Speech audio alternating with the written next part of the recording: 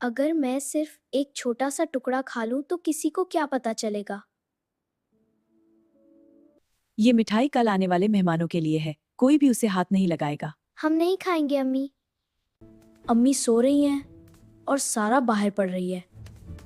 यही मौका है। कोई नहीं देख रहा। बस एक टुकड़ा।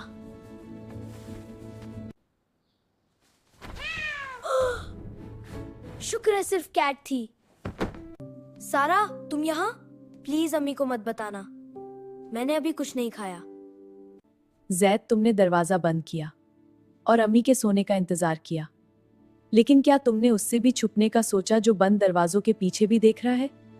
लेकिन यहाँ तो मेरे और तुम्हारे सिवा कोई नहीं है। अल्लाह अंधेरी रात में पत्थर पर चलने वाली काली चींटी को भी देखता है। हम लोगों से छुप सकते हैं, लेकिन अल्लाह से नहीं। मुझसे गलती हो गई, मैं अब कभी चोरी नहीं करूंगा।